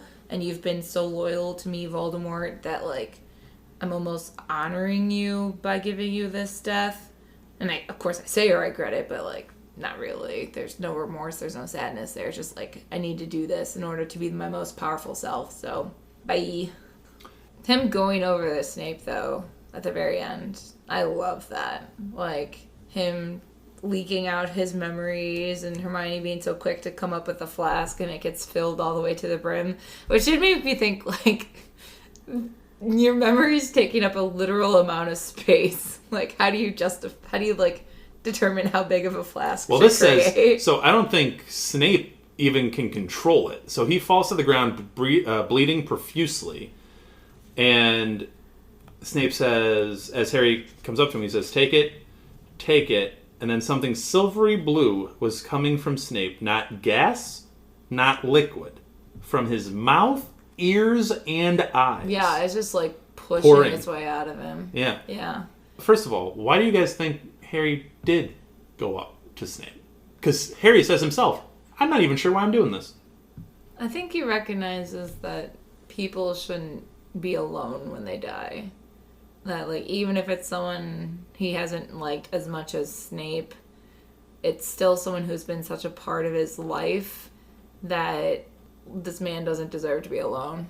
I think that Harry just inherently is a good person. He generally just cares about humans and doesn't want to see him die alone, but and it's such a violent out of nowhere death, you know, doesn't Harry acknowledge this is kind of doing him a little dirty? This is ridiculous. He served you so well, and this is how you're treating this guy? He doesn't like Snape, but it is like he doesn't deserve this. Yeah. But the fact that they make eye contact at the end right before they die, and him literally watching the life leave his body. There's so much death in this chapter. In this chapter, in the previous chapter, it's just so There is a much. lot. I mean, we start this chapter with Fred's death and the aftermath of that, and then we're ending this chapter with another major character death. Because Snape has been such an integral part of this series, for better and for worse. There's been a lot with Snape, and Snape deserves his own separate episode to dive into all the complexities of that character. And you think about the first time he ever made eye contact with Snape, he was like, "Ooh, my scar hurt." Oh, that was weird. And now here he makes his final eye contact with Snape and watches him die. He's like, I don't even know what to feel right now. I can't feel because I feel too much. Yeah, it's a lot. I mean, too, how could you not, how could you be in somebody else's head, right? And watch and, be the one ordering him to die. And not, I would feel really weird. I wouldn't know what to do. I'd be like, oh, no, I'm just going to go to this guy. I don't know. Maybe he wanted answers? Maybe. Maybe he wanted some sort of closure. Last minute closure or insight. Yeah. Yeah. I think Harry has a sense about him that a lot of times he can't explain, and that's part of the reason he rushes headlong into very dangerous situations without thinking. That's sometimes why he trusts people without thinking. That's sometimes why he doesn't trust people. But he just has this innate sense about him, like, I can't explain why I'm doing this. I can't give you a good explanation as to why or why not, but I feel like I have to do this. Mm-hmm. I think it goes back to Dumbledore talking about how Harry has the power that Voldemort doesn't, and it's that power of love. And even if he didn't necessarily love this man, and we know his father had a history with this man, like, just going over there and showing that decency of, I will be with you until the end. I feel like James and Lily both would be proud of him for doing this. Mm-hmm. So what do we think about the chapter overall as we wrap it up? It's emotional. There's just so much. There's so much. It's so hard Mm-hmm. I don't know. These last 2 chapters are just whirlwinds of emotions. I remember feeling very drained after reading these 2 chapters, and yet still needing to read the next one because it was such a cliffhanger. Oh, I was locked in. Right. I was 100% locked in and just could not wait to turn the next page and find out what happened next, because all of this action, I'm getting all of these matchups. There's so much at stake. There's so much at risk. And we've had 2 big character deaths now in 2 chapters. Mm-hmm. Mm-hmm. Like, I don't know what the next page is going to bring. It could bring a whole load of other... And just the mystery of what is it that Snape still had to say to Harry that it needed to leak out of him in his final moments, that maybe he had wanted to go find Harry 4 times because he needed to tell it to him. Like, such great luck that Harry did get to see this final moment, to get those memories, and I guess go dive into them. Yeah. And we will find out on the next episode. However, we're not done with this episode yet because... I have thoughts. And this is where I leave you. Molly will step aside. Elizabeth has some thoughts on a couple of things some previous guests have said on the last chapter. Oh boy, that last episode. Yes, so with how we're doing this, it's a little choppy because she has to have time to actually listen to things that were said on the podcast before really being able to comment on them. So she's heard some things that were said in the Battle of Hogwarts chapter. Yes. By Jenn and Julie. And she has a little bit of a rebuttal. So I will hand the podcast over to her as she says her 2 cents. Yeah, so basically, I listened to the podcast from last week, and the entire time I was listening to it, I was just shocked. I wanted to listen to it to hear what Jenn and Julie's takes were, because obviously they recorded at a different time than me and Molly, and some of the takes really confused me, to be perfectly honest. I was kind of questioning whether or not we had read the same chapter at all in the book, if it was even the same book.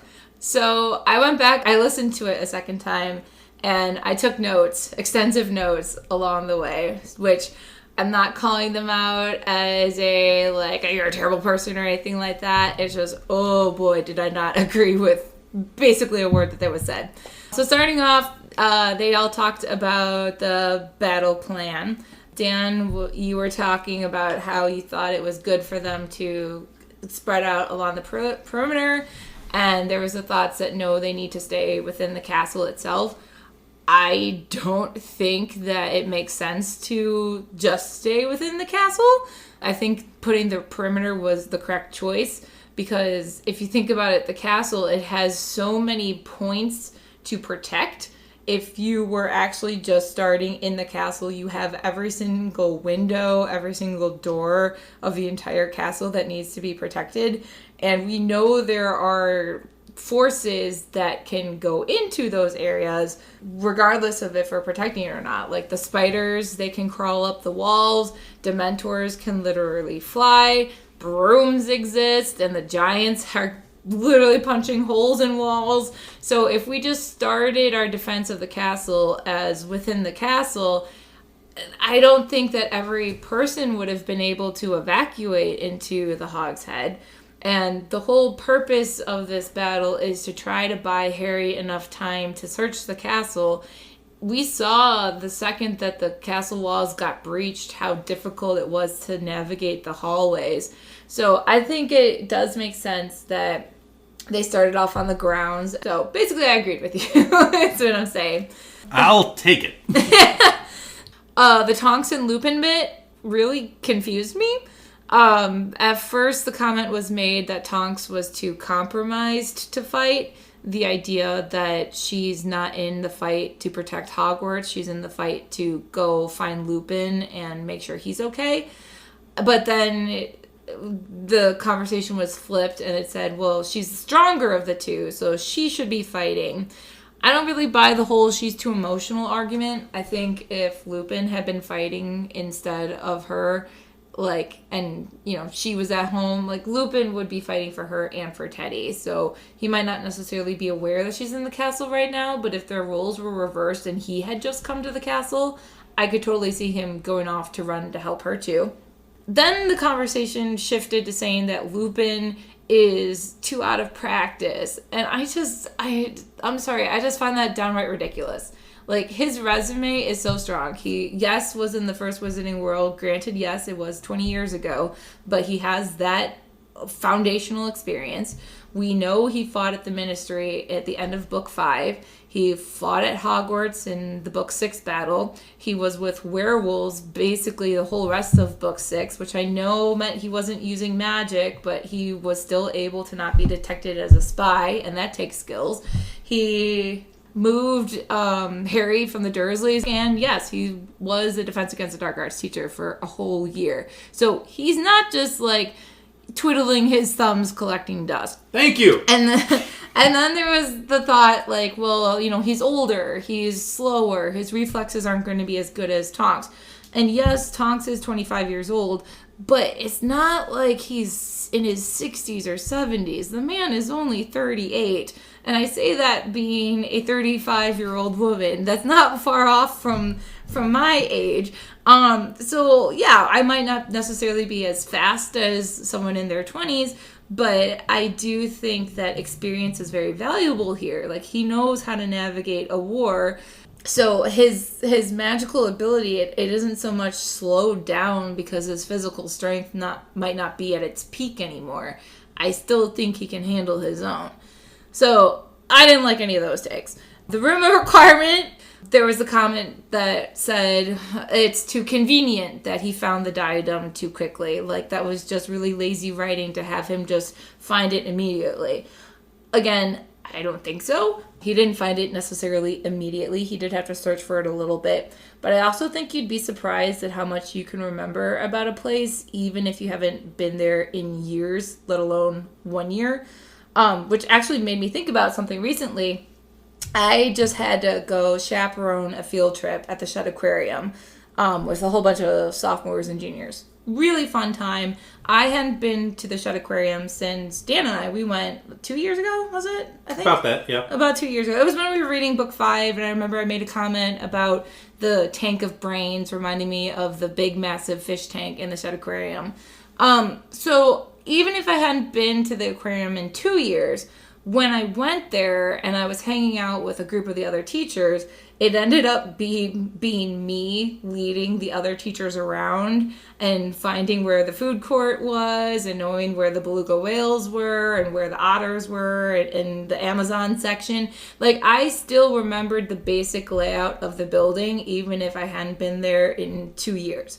So I think the fact that Harry had the quick memory of the visual of the diadem on the statue with the wig next to the wardrobe, I think that alone is enough to work with.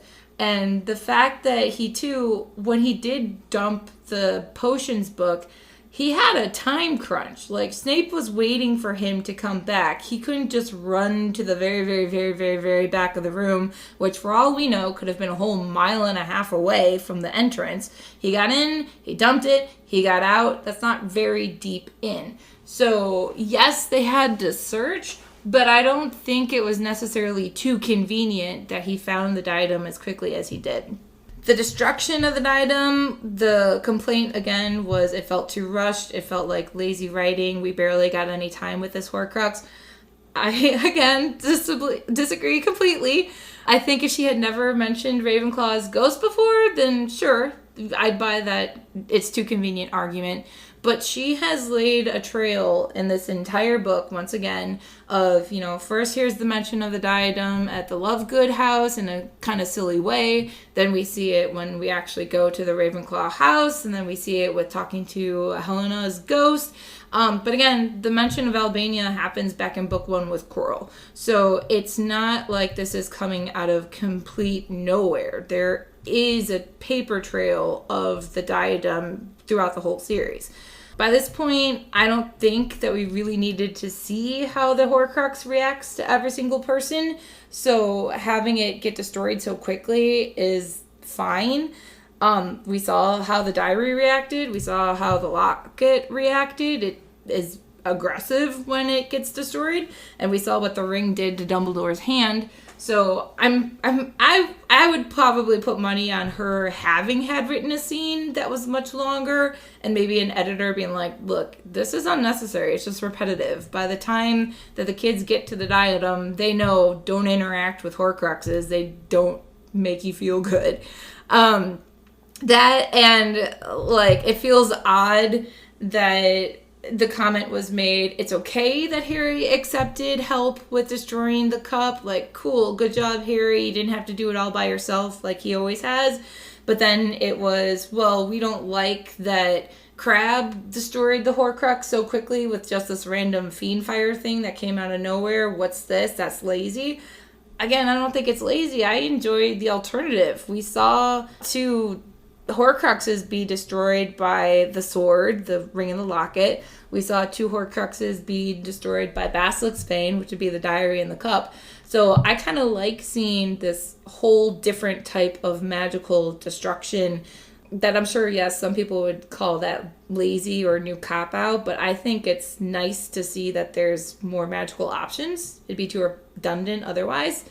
I will say one thing that I would have enjoyed with the diadem destruction would be a different alternative. I had the thought that it would have been nice to see Hermione destroy the diadem as opposed to the cup. And I know with the buildup of it, obviously it would not have worked that way. But the reason why I say that is I think it would have been meaningful for Hermione to destroy the diadem which is most associated with intelligence. When you think about Ron's destruction of the locket, it was really portraying Ron's jealousy overall. So when he attacked the locket and stabbed it, it felt to me like him fighting off his own character flaw of jealousy and growing as a person by actually taking it out. I feel like Hermione's main character flaw is her arrogance that she gets from her intelligence. For example, when she can't necessarily take in Luna's very out there thoughts or her inability to accept Trelawney and divination. If she had actually stabbed the diadem that's most associated with wit and cleverness, then it would have been like her stabbing her own arrogance with her intelligence. And I think that would have been a really satisfying full circle moment. So I wish that could have happened, but again, I can see why J.K. Rowling chose to do the means that she did. There was a comment that Harry catching the diadem, again, was lazy writing. Again, I disagree. I think Dan's take that it was very reflective of Quidditch was a really nice moment. Thanks. I know, I again... Still here, by the way. He's still here. My thoughts on Quidditch throughout the whole series, I mean, I could take it or leave it. I don't necessarily get into sports as much as other people do, but I do think showing him as that seeker with that Horcrux is it's a really nice reflection there, especially, again, with Draco on the broom with him. And then, again, the complaint that it wasn't a satisfying end to the Horcrux, I don't get, because we didn't see the cup get finished off, and that seemed to be satisfying. But here we did get to see the blood-like tar substance ooze out of the diadem. We heard it scream. We saw it vibrate and shatter. And we got to see this brand new means of magical destruction. So, if anything, I thought it was done really well and not lazy writing. There was a complaint about Fred dying. A lot of, I don't like it. It feels lazy. Again, I don't get that at all. I feel like if anything, this was the most heartbreaking choice to make because you are separating a twin from their other, like their other self, if you will. He had just been reunited with Percy, and yes, he was the one that reaccepted him into the family and did that peace offering. So the fact that she went as far as separating a twin from the other does hit so much harder. The suddenness of it felt very realistic to me. I didn't think that was contrived at all. And I think the other aspect that has to be considered of why Fred is the correct choice is because the twins together are comedic relief. And comedic relief in literature is often used to cut the tension of some previous depressing or emotionally devastating scene. Like it cuts the tension. So the best way to have this make the most emotional impact is to remove any chance of lightheartedness after this scene. And for Fred to be gone, obviously George would not be making any types of jokes or anything like that. So this is the most emotionally impactful death that you could choose here. I'm going to cut in just for a second on that point because I really, really liked it. That idea, not that I disagree with any of your previous takes. I should state also for the record, I agree wholeheartedly with a lot of these Dan takes. agrees when he doesn't interrupt. That's fair. I agree wholeheartedly with a lot of what you're saying so far. The reasons I didn't protest as much during the episode is it's a lot that they're throwing out there. And it is hard to kind of wrangle in your own thoughts when you're trying to just corral their thoughts. And take it in, like listening to it. That's why I had to listen to the episode twice, because I was just like, wait a second. But as to your Fred point just there, I really liked how you mentioned that you're taking away future lightheartedness with the loss of Fred. And it's a really interesting point. Because you can't make that holy joke again. No. Because there was a real loss here. I just really enjoyed that point. I'm just going to leave it at that. Sorry, continue. Well, the whole thing reminded me about the big debate that we all had back in book 5 over which was worse, Harry's treatment of Ron and Hermione or Percy's treatment of Arthur and the rest of the family. And we both said the Arthur and Percy fight was way worse. I know Jenn and Julie both thought that Harry's treatment of his friends was much worse. I think that this whole scene shows that Percy's was actually the worst one because so much time has passed since he had last seen Fred. And that's why Fred's acceptance of him is so extra heartwarming. You're like, he hasn't been with his brother in the 2 years. We know they didn't get along as much ahead of the fight, but the fight really drove knives into the back, and it was like, he's dead to us.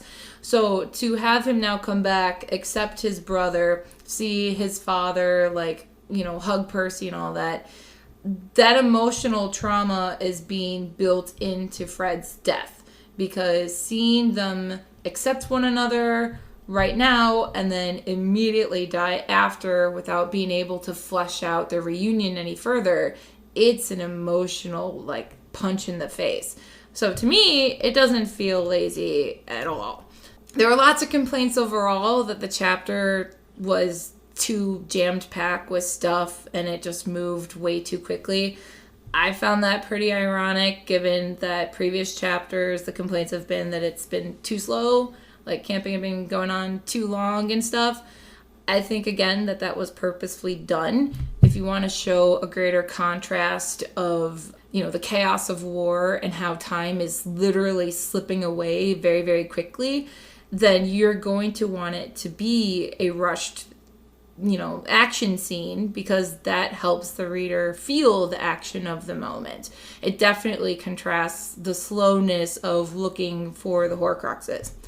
And then there was one final thing, too, with the overall comment of the lazy writing. I'm not going to take credit for this. I saw it in a meme once, and it just blew my mind. In literature, there's a It's a writing device known as a chiastic structure, which is known... Okay, calm down. English lesson of the day. So chiastic structure is also known as ring composition.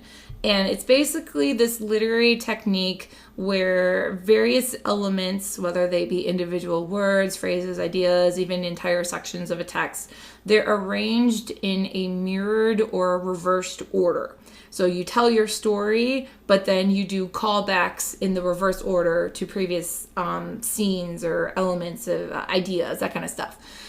It takes a lot of thought to plan this kind of a thing. So when you think about it, the Battle of Hogwarts mirrors the entire book series in that reverse chiastic structure. Starting off with the Half-Blood Prince, we see instead of Harry apparating away from Hogsmeade to go find a Horcrux, it's the trio apparating into Hogsmeade with a Horcrux, and they go straight into the Room of Requirement, infiltrating Hogwarts, very similar to how Draco and the Death Eaters did. Order of the Phoenix, we saw Harry spending a lot of time in the Room of Requirement, recruiting Dumbledore's army, just like we did in Book 7, and preparing to fight the Death Eaters. There's a callback to Goblet of Fire with Harry in the Room of Requirement. He's flying on the broomstick, evading the fire that wants to kill him to get an object that he's seeking. Kind of sounds like the very first task of him trying to get the egg from the dragon. Prisoner of Azkaban callback. We know the trio are fighting off hundreds of Dementors, similar to how Harry did on the shores to protect his godfather, and then sneaking past the Whomping Willow to get into the Shrieking Shack. I can't fully reveal yet the callbacks for Chamber Secrets and Philosopher's Stone because these are really big spoilers and we're not doing the spoiler section anymore. But there are still obvious callbacks present. For example, the fact that, well, one, Ron and Hermione went into the Chamber of Secrets, literally going into the Chamber of Secrets is a callback, but also the fact that all the spiders left the castle in that chapter, and now they are coming into the castle in this chapter, definitely reverse. And then with Philosopher's Stone, again, there's obviously a lot of protections of the castle, similar to how all of the teachers made the protections of the Philosopher's Stone or the Sorcerer's Stone. Throughout the entire chapter, too, when you think about it, there's lots of parallels and callbacks to other elements. For example, like the crystal balls from the third year, seeing Sir Cadogan again, the Wingardium Leviosa, literally from Book 1, seeing that headless hunt go by, like in the Death Party in Book 2. So the fact that there was a perfect reverse order with all these callbacks to various things, it makes sense that the chapter feels so jammed packed because it's literally the entire series in reverse order being packed into this one chapter. So to say that it was lazy or convenient or contrived writing, I know there's a complaint about her as an author with being too simplistic with her writing. I don't think that this chapter is an example of this. I think that this required a tremendous amount of careful planning and really precise thought process. And in order to do it the way that she did, shows that this is really good writing, if anything. So I had takes on takes, and I had to say something because, again, I swear I was like, did we read the same chapter? I didn't get some of those things, and I found myself listening and just feeling like I was losing my mind. So I had to say something. I think Elizabeth just did a very good job of illustrating a lot of very valid points, ideas, thoughts, purposes behind all of these things. I can personally attest, though, the lazy writing critiques borderline offended you, I think.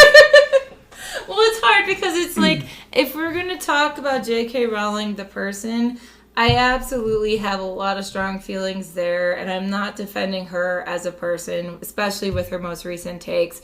But with the writing, the art structure behind how she's crafted these sentences and the plot and the characters and the callback and the flashbacks and literally to be using this chiastic device to mirror the story in this way, it's just, I find it admirable. I think it's really clever and hard to do and lazy. It made me feel so much the first time I read it. And I think that sometimes when we read it, now as adults, it's easier to look back and be like, it's nothing really special. But when you remember that when this book came out, literally the world was shutting down because people were staying at home just reading a book. And I remember like there were jokes about it, that everybody was being pulled into this. Like, you could not do your daily life until you finished the Deathly Hallows. And to complain that it's so simple is ignoring the fact that this is a young adult book. And yes, young adults, teenagers are very capable of reading literature more complex than this, absolutely. But there is also the fact that a lot of people look at books and they're like, it's too much work, I don't want to bother with it. So the fact that this book got people to read, I will never fault it for that. Well said. I honestly can't add anything to that. And you and all of our listeners know that I love to add things all the time. But no, I think it was just very well said. And Thank you. I agree. As I said earlier, I had a lot of the same thoughts. I had a lot of the same criticisms. Not as English teacher specific as you, but generally with the same sentiment and the same... I can't believe that this is the take that we're having. And I'm glad that we get a chance to kind of address that and be like, hey, I don't agree with a lot of that. Yeah. And I mean, everyone's entitled to their opinions, of course, and I still obviously love Jenn and Julie both because you guys are lovely people. Same. But yeah, I didn't agree. We will let everyone know that Jenn and Julie are going to be back. And they will get a chance to kind of defend some of those takes again. And we'll see what they can come up with. But I think these 2 chapters are wonderful. I think we as a podcast, while having critiqued Harry Potter throughout the series, have also been awakened to some of the things you're talking about as far as some nuance to it. Mm-hmm. Some things that you don't even catch as a kid. But as an adult, you're like, oh, wait, this hits different as an adult. This hits harder as an adult. I feel like every time I've read the series, whatever age I'm at, I take away something new from it, which is why even though, yes, as an adult reading the series, yes, of course, like the writing is simpler than like the other stuff I have to teach or read for fun, but you still get an emotional connection with it regardless of what age you are when you read it.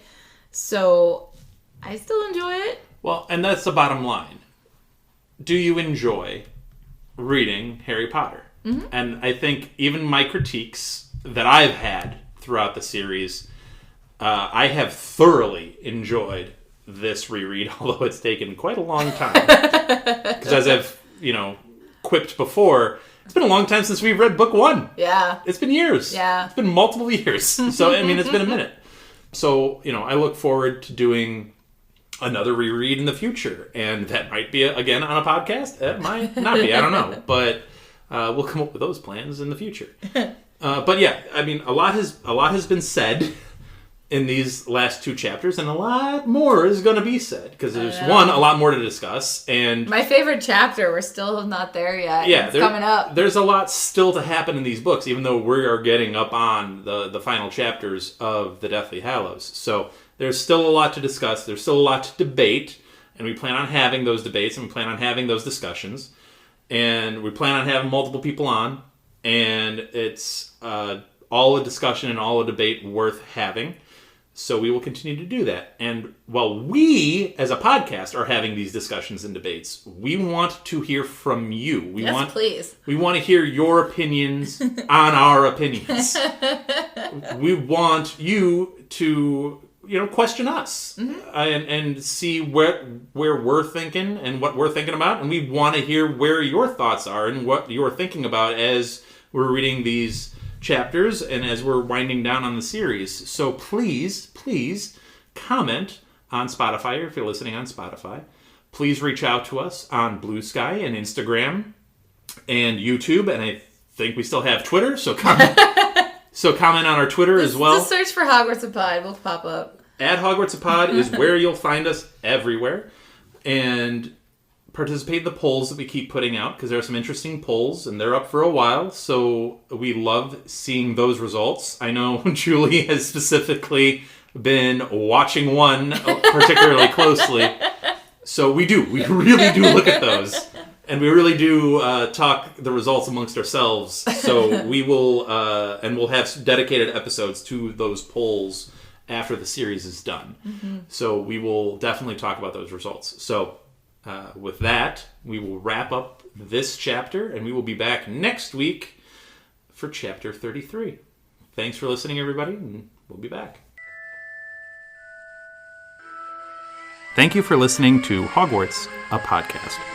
If you like what you've heard, please click the subscribe button on your preferred podcasting app and follow us on Twitter and Instagram at Hogwarts a Pod.